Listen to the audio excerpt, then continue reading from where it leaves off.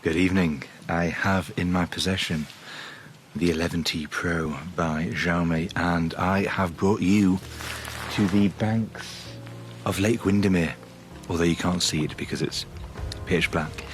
However, I wanted to show you very quickly how you can simply get stunning nighttime photography on this. Yeah.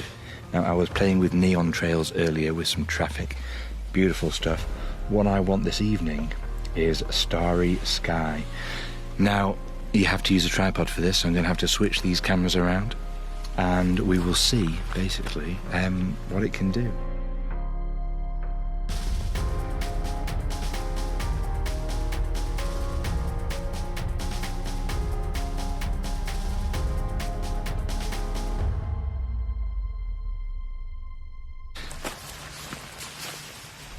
Okay, so I got lucky. The clouds, a lot of them have blown away, and we have got some stars in the sky. And quite frankly, I've managed to get a couple of absolutely beautiful photos, which have shocked me. They are that cool. So, considering this is a mobile phone, the photographic quality on these is just spectacular. So I just want to take a second here basically to demonstrate how to actually get to those long exposure options here.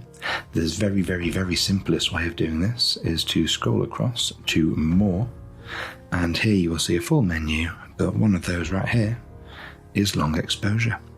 And when you select that, you get the options. So you've got neon trails, oil paintings, light paintings. The ones we were focusing on were starry sky and star trails. Now the difference here, the starry sky, you can do over maybe like a 10-second long exposure.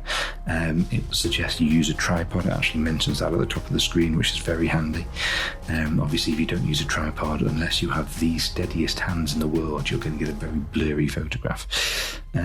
Star trails, however, is very different in that you will set it up for a very long exposure, so you can do this over hours. If you set it up for hours and hours, you will get the movement of these stars. And for a point of reference here, this is the image without the long exposure on.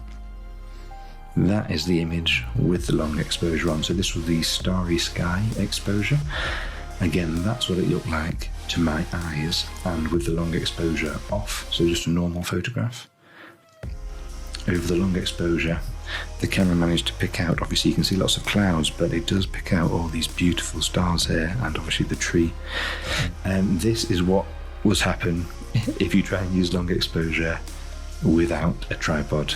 Blur, lots of blur. So I would definitely advise not doing that. And I've got a couple of examples here where I was actually playing with the light streaks. So this is where you do a long exposure, and this was on a road and a bus drove past, and obviously the camera's picked up the lights of the bus as they've gone past there.